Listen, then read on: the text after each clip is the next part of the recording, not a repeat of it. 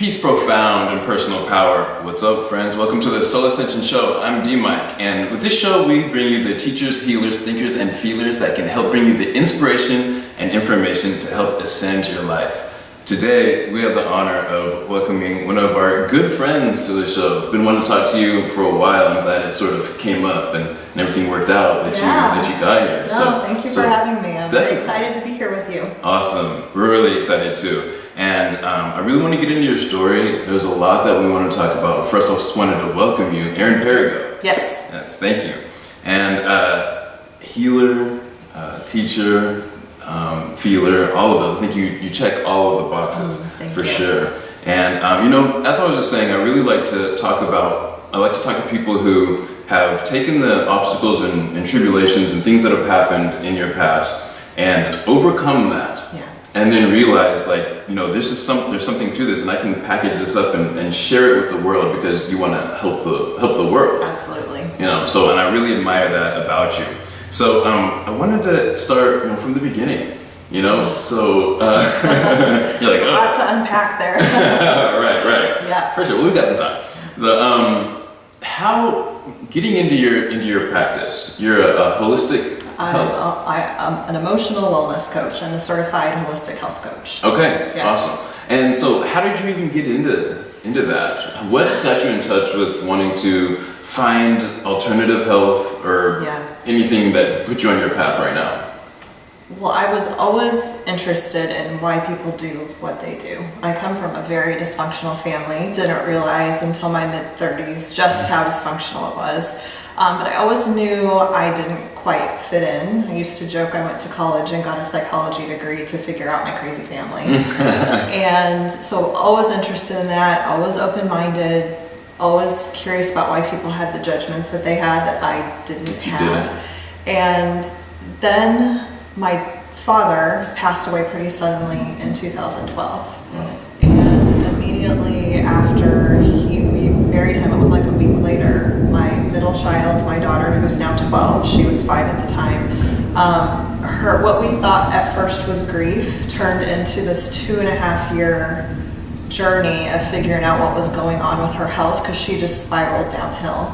But almost all of her symptoms were mood and behavior related. So she had terrible issues sleeping, night terrors, sleepwalking, and it was like a switch flip. And just one day she was normal, 5-year-old, and then the next day, I remember the first night she had her first night terror. And even that mother's intuition of thinking, something's going, this is not normal. Right. Even though kids that age developmentally can have night terrors. And so she started having them multiple times a week, sleepwalking 2 and 3 times a night. Wow. And I was a teacher for 10 years, an elementary school teacher. She started having these raging temper tantrums, and it looked a lot like PTSD, but we couldn't put our finger on why that might be. Right. Anxiety attacks, panic attacks, lights were too bright, sounds were too loud, signs of depression, tics like you'd see with Tourette's, and eventually she started hallucinating.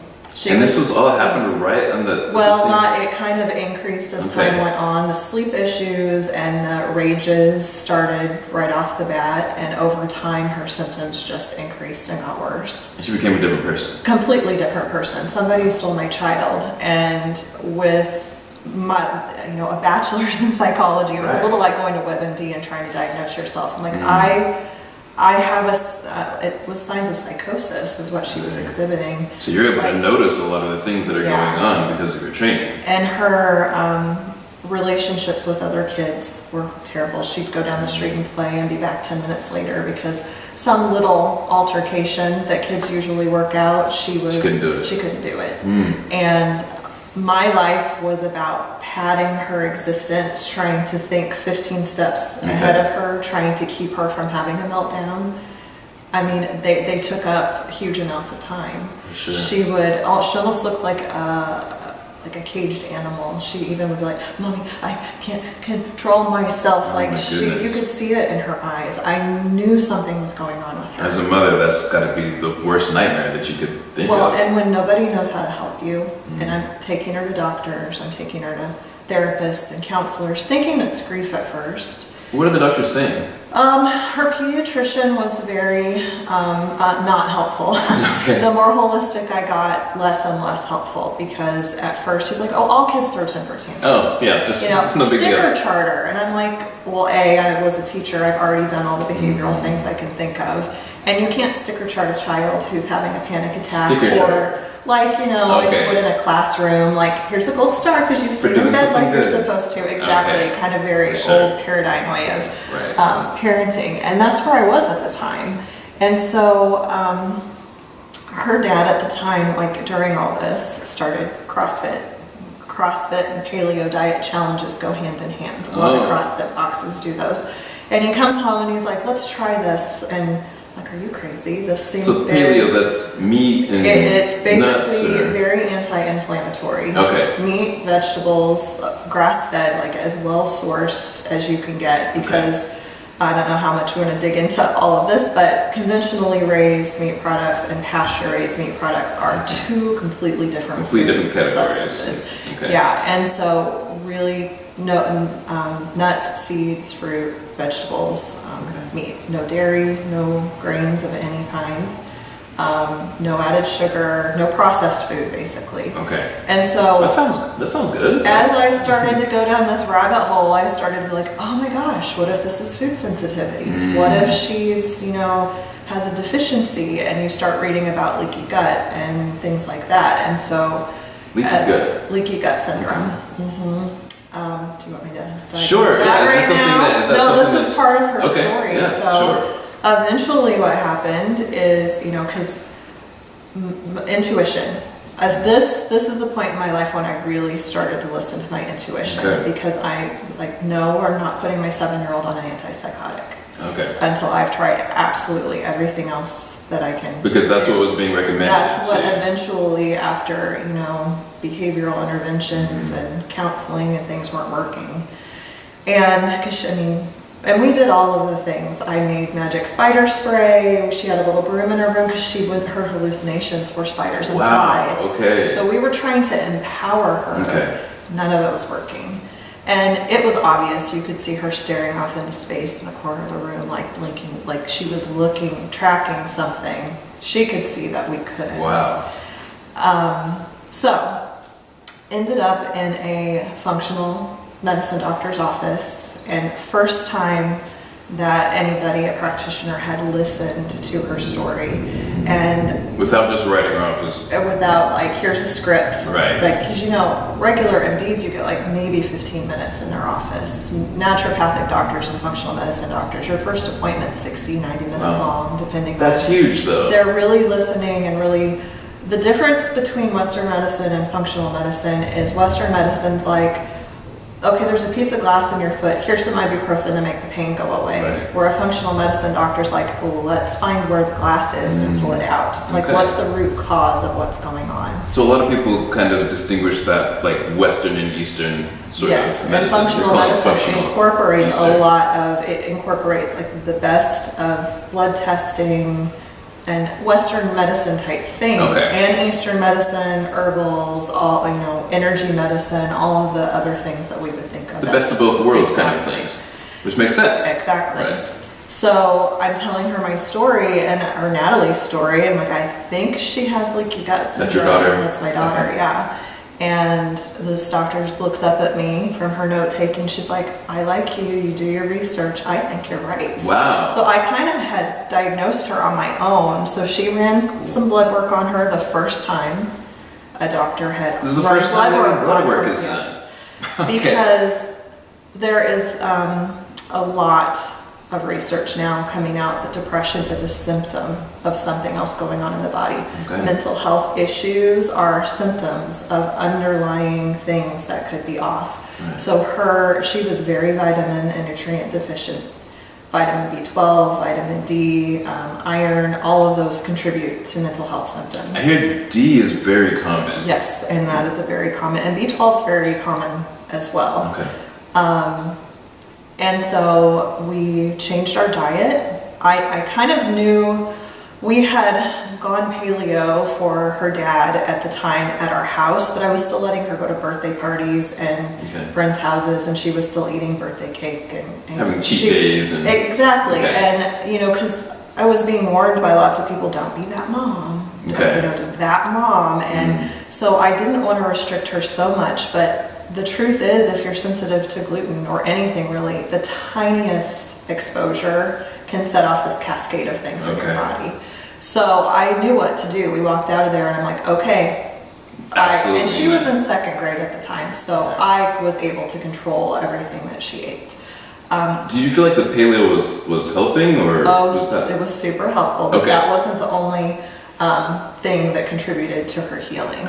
I would say diet helped her about 70%. Like within a few weeks, we focused on gut health, probiotics, fermented vegetables, all kinds of other things, prebiotics, supplemented her deficiency, really nutritionally worked on things. She still wasn't quite there yet, and so having a background in psychology and just knowing about, I always thought she needed a sleep study. And synchronicity, someone had spoken at a mom's group my friend was in, and she mentioned neurofeedback, which is brainwave biofeedback. And been hearing it's gaining popularity. Yes, it is. And only in the past few years has the technology become what it is so that you can read the brainwaves in real time and affect change in real time. So I knew about it from 20 years ago in college, but it wasn't quite where it is right developed. now. So I found the therapist in Kansas City to take her to. Angel on earth, absolutely love her.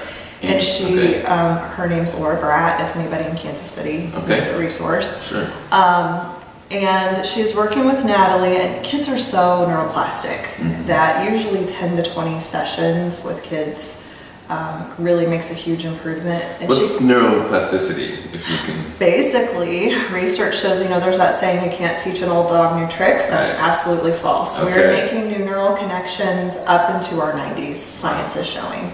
And so you can break habits and rewire your brain patterns, you know, for anything. It's all about changing, you know, mindset, beliefs. You know, we have this filter, it's kind of pre-programmed by the time we're 6 or 7, and we can rewrite all of that. I think that's really the most interesting thing, because we have a health coach, you know, talking about mindset. Totally. My clients come to me to slow down, to meet themselves. Like, I support them. What did you say? Can you say that again? They come to me to slow down enough to meet themselves. Wow. I love that. So fast, our world is so fast paced, and so many people don't take the time to really sit and question, why do I do this the way I do? Why do I make these choices? And when my dad passed, that was really a huge thing for me. I started to question everything about why I was making the choices I was making, why I was following these rules we're supposed to follow. We run programs. Yeah, absolutely. You know? Was running programs. And so you finally sort of had the just the mindset to be able to step back from it all and see that you're running a program and say, all right, instead of running this program, I want to be able to give a cause that's going to cause a conscious effect, which is you're kind of interacting with your life rather than just having it come at you like you're being fed through a fire hose or something. Well, and realizing that we create what's going on in our world, that I was creating so much of what was going on, and losing him so suddenly, and then Natalie getting sick is how I refer to it, like a week later, it was this huge, like, the universe shaking me awake that the ways I thought the world worked, I checked all the boxes, I did all the things, and it wasn't working the way it was supposed to. And so why is that, and what is going on? And so it was this journey with her healing journey started my healing journey. Wow. Really. That's profound. Like, we have a soul contract. I know that she came here to be my teacher, to help me figure all this out. By that you came to this exactly. She chose me as her mom. Because through the neurofeedback, her therapist kept saying things like, oh, she has a really powerful brain. I can't quite figure her out. I don't quite know she would switch protocols and do these things. And so one day she came home, or she gave me a Post-it note before we went home, and she's like, I've been sitting on this since like session 5. This is the neurofeedback therapist. And please don't be scared. Please go home with an open mind and look at this. I'm like, oh God, what is all this supposed to know? And I went home, and it was all about indigo and crystal children. And I had never heard the term before. Okay. And it resonated like nothing else. All of the recommended reading books were sitting in my Amazon cart because they talked about parenting your highly sensitive child or some wording like that. And indigo child. Yeah. Okay. And so I was like, this is something. I don't know what this is, but I knew of one energy healer in our area at the time because of the yoga studio down the street from me. Cool. And I had an appointment for Natalie with her 2 days later. It's like, I want to figure this out. Like, I was at the point with her, like, I will try anything. And so it's a desperate process of like breaking down my belief systems and what is and isn't true in the world. And so we go, and I walked out of there with a completely different child.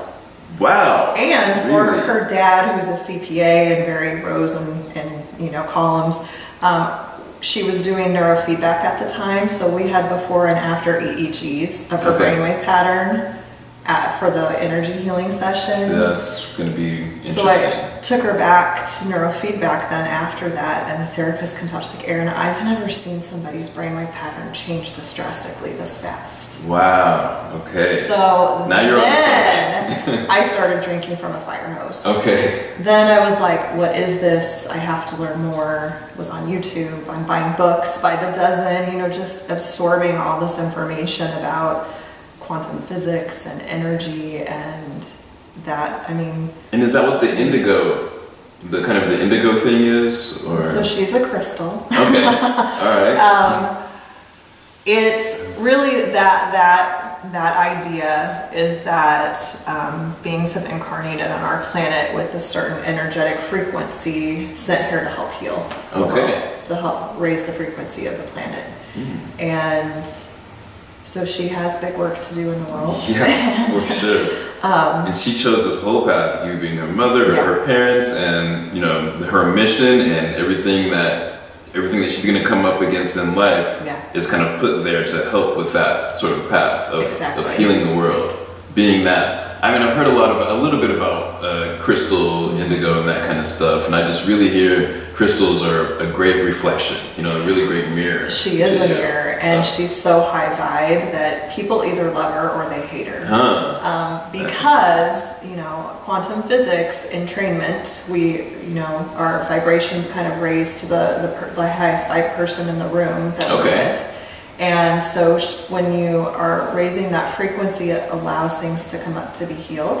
And without even knowing that that's happening. And so if you encounter this really high vibe person that's creating this space for you for things to come up to be healed, and you're not prepared for that, or you start to feel your grief or your sadness or your anger, you might be like, I don't like being around that person. You can associate that with the person that's brought this up for you. Exactly. That's really cool. I know that I had an experience recently where I was sort of taken to the dark parts of my psyche, and it's not comfortable. It's not, especially if you're not prepared for it. And it's not like they're going to see her for a session. They're just there, and it just kind of happens. And you're just in this energy, and you might not even be aware of who it is or where it's coming from. And like you said, even when you go into it aware, you might encounter that discomfort. It's still hard. Right. So if you're unaware of what's going on, it's even worse. You just know you don't like how you feel. Right. So, And especially if you're not on that conscious path, because I know a lot of times we feel like we're victims. We feel like everything's happening. You mentioned that you are creating everything, and everything is happening for us. Yeah. But if we're not consciously on that path, and we just feel like we're just victims, and all these things are just coming to us. Why do I feel this way? I don't even know. But I know that I'm around this person whenever it happens. So that's the association. Yeah, it can be. Yeah. Okay, I see. So, all right. how did all of this sort of, what were the sort of the steps or some of the key points that you use in your practice whenever you're helping somebody heal, that kind of came from all of this? You were talking about, leaky gut, and I know that a change in your diet, is going to be huge. Yes. And trying to change in mindset. I really love that. Speaking with people, realizing that everything is energetic first. Oh, absolutely. Absolutely. And just reading from some of the testimonials and stuff, I know a lot of people, they come in for something that they think, to reduce sugar or something like that. But then when they go through your program, they realize there was actually all of these other things. Great thing about coaching, like nutrition's like the door. I call it kind of the gateway drug for a lot of people, because I love that. whenever so looking at our nervous systems, being gluten sensitive and eating gluten we don't feel it, are not aware of it necessarily, but it is fight or flight in our body cellularly. Okay. And so our nervous systems are activated. And it can be true of vitamin deficiencies. I'm just using gluten intolerance as an example. And so really helping my clients get rid of inflammation, kind of making the body feel safe, and getting rid of all of that before diving into all of the deeper inner work that needs to be done. So you're going to kind of prep the body so it can be more receptive to the things that you're going to allow it to come into its experience. Even holistic psychiatrists that I have worked with and am familiar with that really work to taper their patients off of psych meds instead of prescribing psych meds. Yeah. First thing is to balance the body and get rid of the roller coaster that's going on, and then being able to do that. And that's a process a lot of times of waking up, of really meeting yourself and going through that process of mindset shifting and why, do I do the things I do? And so that's what you're talking about, waking up, meeting yourself. Yes, exactly. I heard that, slowing down to meet yourself. I really like that concept. Okay, so then talk to me about the 90-10 rule. So I thoroughly believe we're bio-individual. The diet that works best for you isn't necessarily going to work best for me. And that's based on our, lineage, our biochemistry, trauma we've been through, all kinds of things. And so I'm not like everybody has to eat a paleo diet or anything like that. In fact, there's work by some very successful naturopathic doctors that based on our nervous system is what dictates our ideal diet for us. And so the 90-10 rule is kind of the idea that 90% of the time you're eating that perfect diet for you, and 10% of the time asking yourself, let's say you're at your best friend's wedding and you really want a piece of wedding cake, and asking yourself, well, is it worth it? Is it worth it to feel let's say your symptoms are depression, to maybe feel foggy-headed and lethargic and kind of sad the next day or two from celebrating with this person with wedding cake. And that decision, is it worth it, is different for every single person. It might not be worth it to you, and I'm like, hey, I'm eating the wedding cake. Tomorrow leave me alone because, whatever, recovering, but right now. Just had Easter candy. If Reese's peanut butter cups are your thing, or Cadbury eggs, and you only eat them one time a year, and you eat one or two because they're nostalgic and you love them, is it worth it? It might be worth it to some people. So that 10% is kind of room. It's a little wiggle room just for you.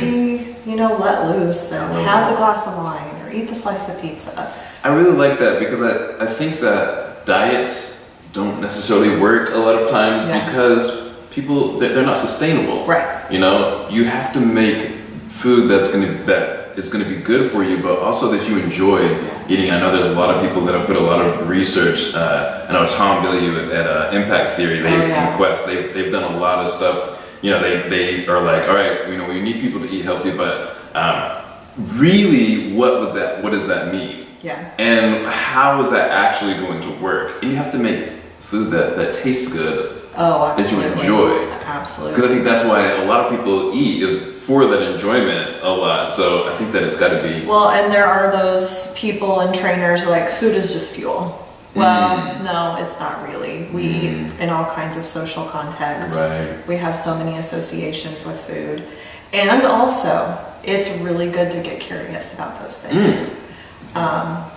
I say to my clients all the time, let's look at this with curiosity and not judgment. So why, when you're with your family of origin, do you binge on certain foods?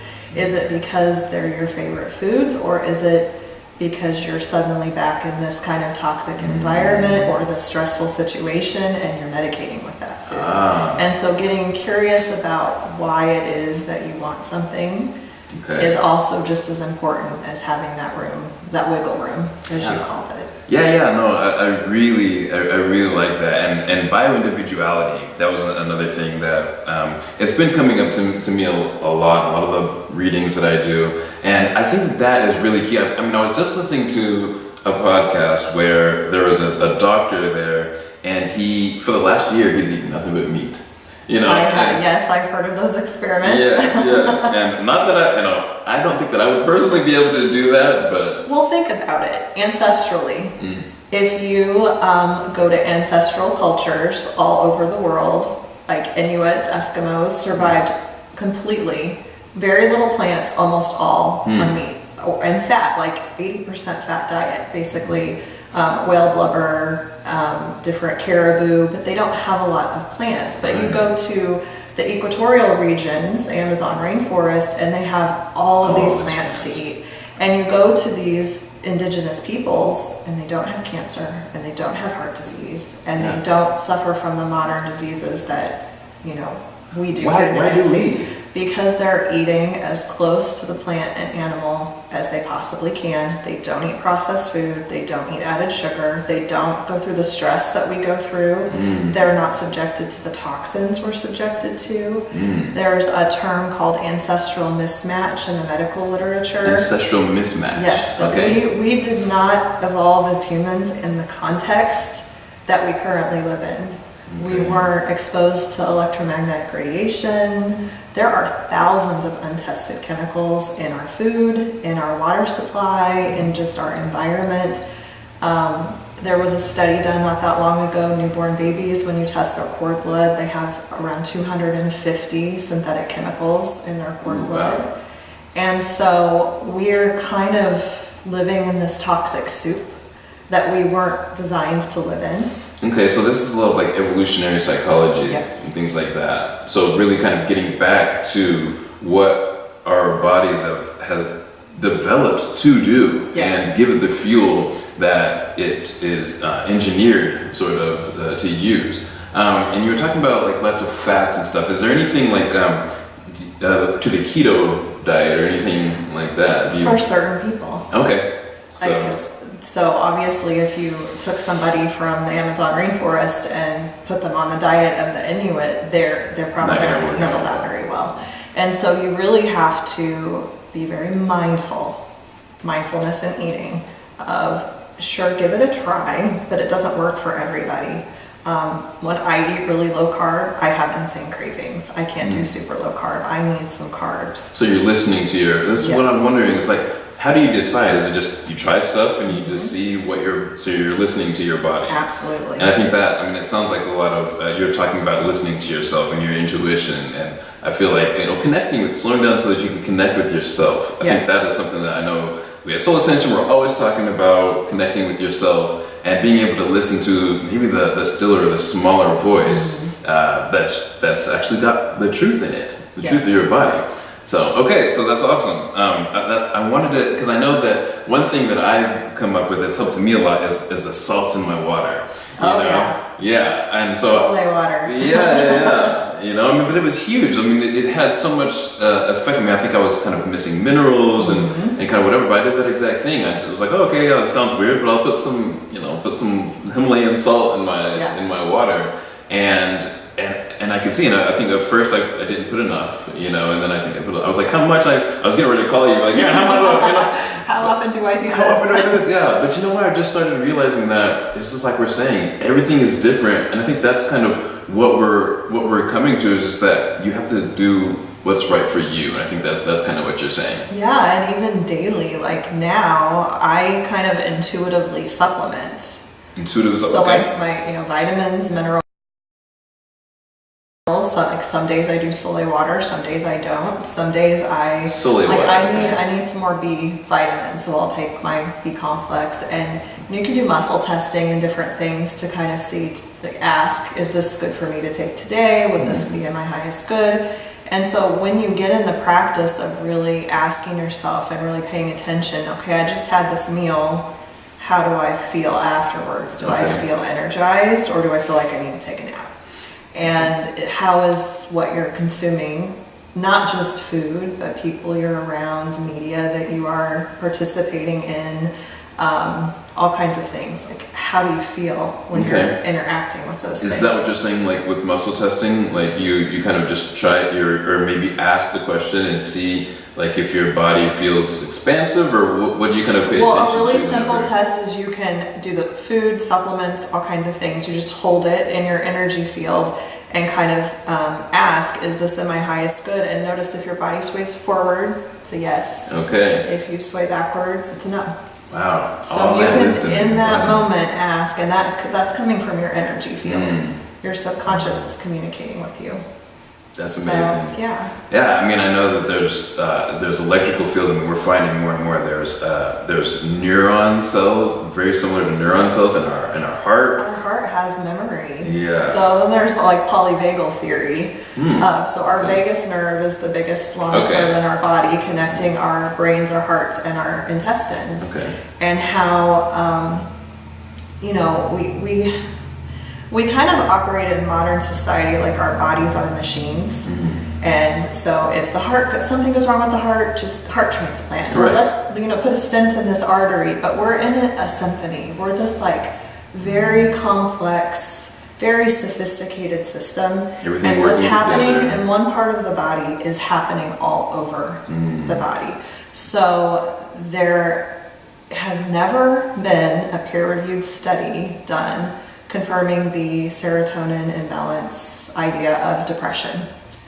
Really? And even if there were, 90% of our serotonin is made and stored in our digestive system. That is a phenomenal study. So they're thinking now, so leaky gut, like my daughter had, creates inflammation in the body. And if you're exhibiting depression, anxiety, Alzheimer's, dementia, anything neurological, they're calling that now leaky brain. Because they're connected so intricately with each other. It is a two-way street back and forth between our brains and our digestive system, and paying attention to your microbiome, which is basically all those bacteria that live in our digestive system. That's what I wanted to get into next, was microbiome. And so the vagus nerve is connecting all of those organs, and they're communicating. Our heart has its own intelligence. Operating separately. We don't think of the heart as being intelligent. We think of our brains as where our intelligence is coming from.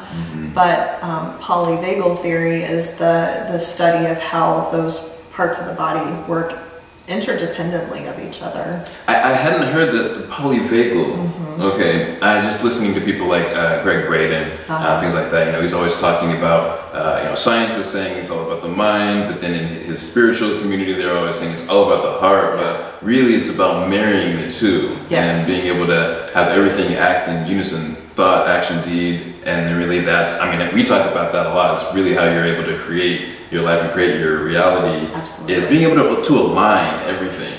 Okay, awesome in that. And so we talked about microbiome. I've got a couple of questions left here. You've got notes.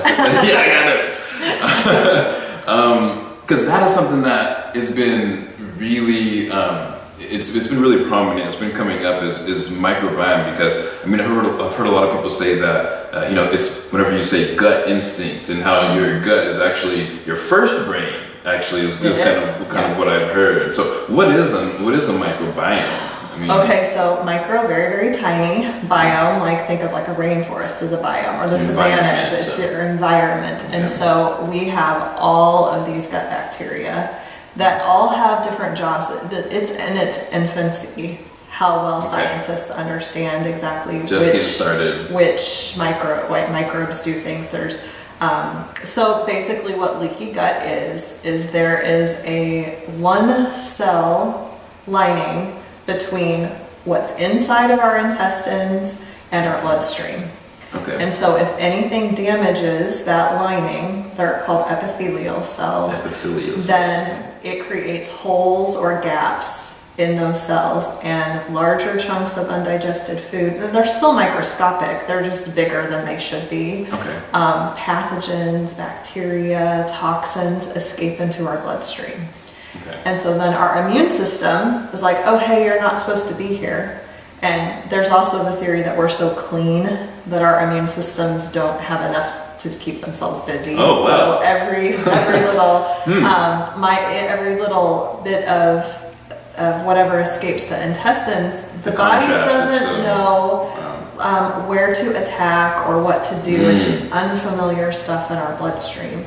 And so really it kind of makes our blood toxic. And so then the immune system creates inflammation, which it's supposed to do. So if you sprain your ankle, it swells. Right. That's inflammation. That's acute inflammation. It's something that happens just like that. The body mobilizes. That inflammation is to kind of help heal and repair what's going on, and as you heal, that goes away. Okay. Chronic inflammation is basically like your body being on fire all the time because your immune system's constantly activated. Can't be good for the nervous system. No, not at all.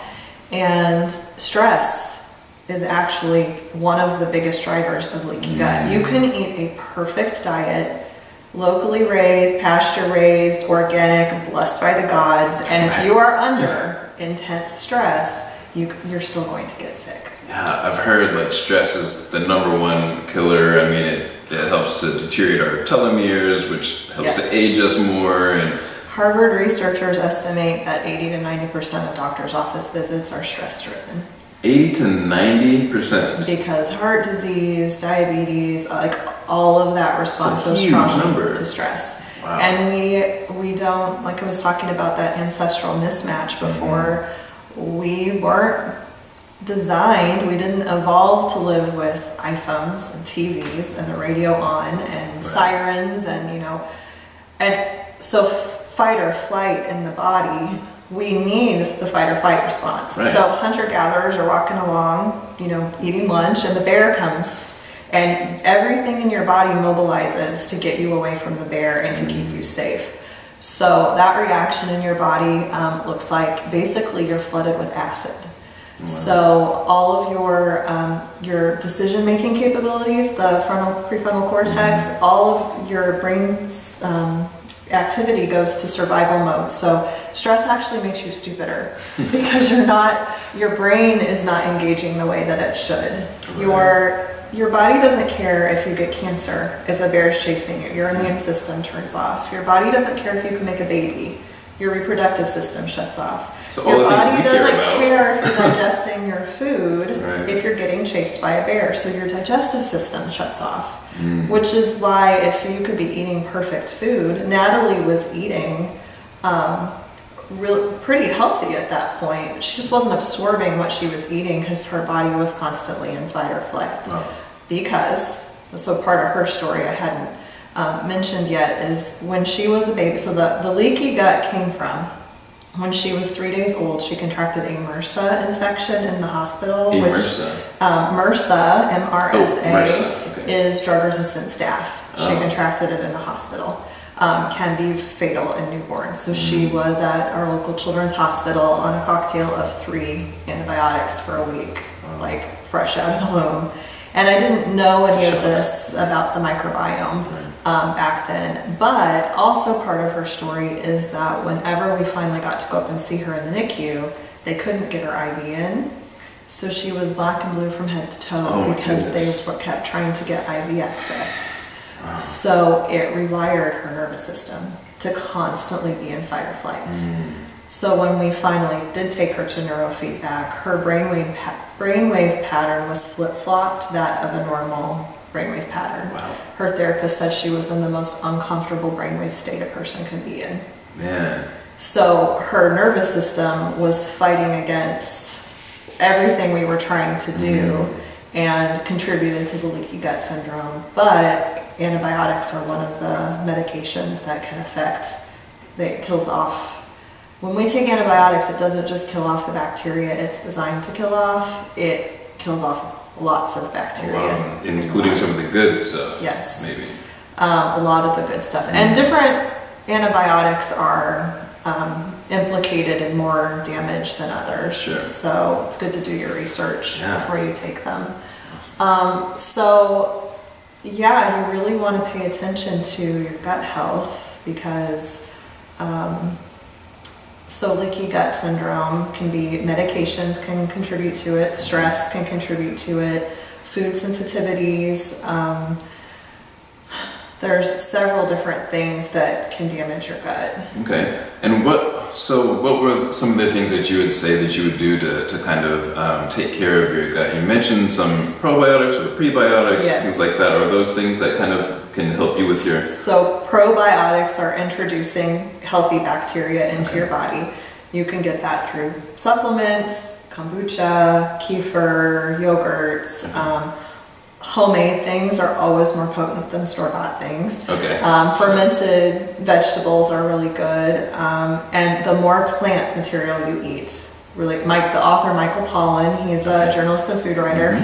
I still love his quote: "Eat real food, mostly plants." Even if you are eating meat, most of what you eat should be coming from plants. Awesome. I think I've heard him say to eat the rainbow. Yes, all the phytonutrients and all those things from all the different colors.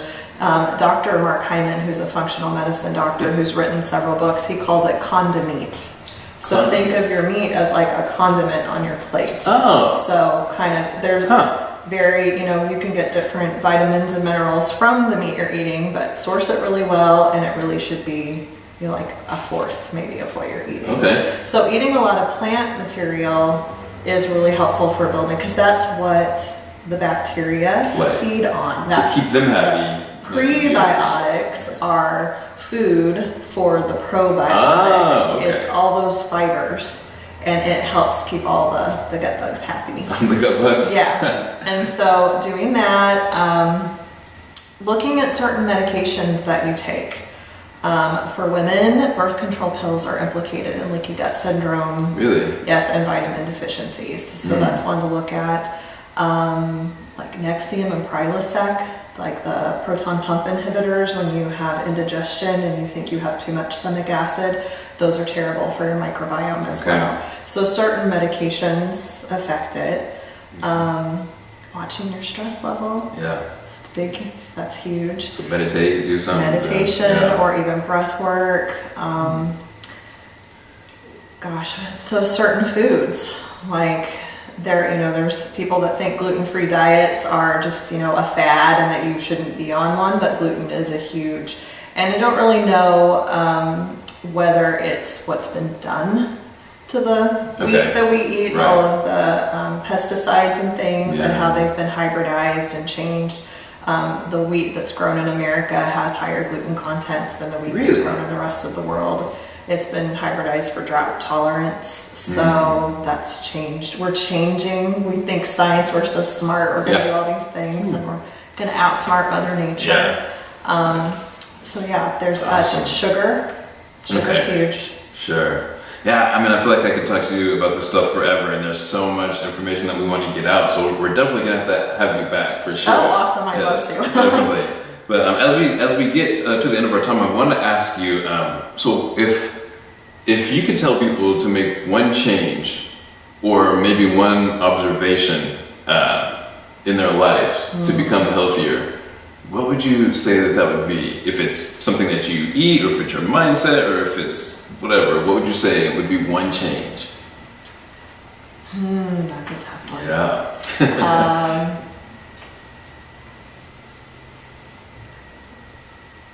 Well, slowing down. 3 minutes twice a day to check in with yourself, to meditate, to breathe, to just sit in the quiet. And so many people, like you and I probably take for granted sometimes that people do this for themselves, but so many people don't. And so just starting with that spaciousness to just sit with your feelings, to just sit with what you're thinking and just start to notice. Like what's coming up for you, what are you afraid of, what are you worried about? And then asking questions. Why am I afraid of this? Why am I worried about this? And because really, like I said, you can change a million things about your diet. And if your energy field isn't clear, because it all starts in our energetic field, if your mindset isn't that I can heal, I am whole, this will work for me, you're just counteracting everything that you're putting in your body anyway. So starting with just being still for 3 minutes twice a day. It doesn't even have to be formal meditation. Don't have to call it that. No, and people are so like, oh, I can't meditate. I can't empty my mind. And I read a quote by the Dalai Lama a couple years ago that it takes him like 20 or 30 minutes to get rid of monkey mind and really get into the flow of meditation. And so if it takes the Dalai Lama 20 or 30 minutes, then it's more about witnessing the thoughts that you are having and just getting curious about them. I love that. I think Emily Fletcher, she has a quote that, yes, she says that, your mind thinks, it's just automatic. You know? Can't tell your heart not to beat. Yeah, your mind thinks like your heart beats, I think, automatically. That's its job. It's supposed to do that. Right. And so really just checking in with yourself and getting curious about why you think the things you think. Awesome. I love that. Everything comes from yourself. We can heal ourselves, mind and body and spirit. I mean, I think that's what we're designed in here to do. I mean, my last interview was with Eric Ewing, and he he didn't do chemo. He got rid of stage 4 melanoma just with his diet and yoga and a couple other things. So that's beautiful. I really love that. Just some things that kind of came up that I know that you talk about a lot in your programs and your teachings. But so accountability and fun. There was something that came up that you think that's really important, or that's something that you'll be able to provide. I think everyone should have a coach. Awesome. I have coaches even now still, and I've had them through this process. And I notice when I am accountable to, and this has been learning for me, why am I accountable so well to other people and not as much to just myself? So that's something I'm learning about myself and working on. But people think a lot of times that to get healthy means you're eating like bunny food and it's not any fun, and that couldn't be further from the truth. And my kids eat really well for kids their ages. My son, who's 8, a mom of one of his friends is like, Caleb needs to come to dinner so he can get our son to eat vegetables. And it's just, I include them. We try new things. If they don't like a food cooked a certain way, we try it a different way. It's about experimenting and just, being adventurous about it. Awesome. And the accountability part really, because I'll often ask people, what's one thing you could be doing for your health that you're not currently doing? And people can tick off several things, and it's like, how come you're not doing it? Let's collapse the gap. Let's look at why, what's blocking you on this. And so it's helpful to have somebody to be a mirror for you. Really, that's all I am for my clients, is a mirror. Love that. And helping them see like their shadow and what's, the wounding and what's going on.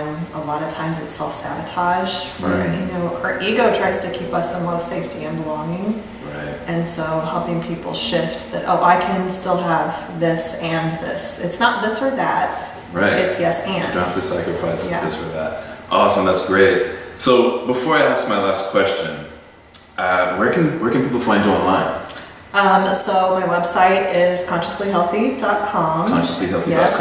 Facebook is Consciously Healthy with Erin Perrigo, and Instagram's Consciously Healthy as well.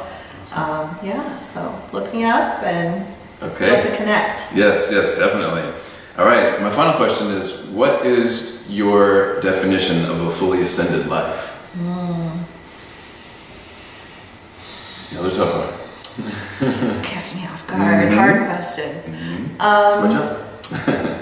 One in which I am constantly checking in with myself and following my joy, following my passion,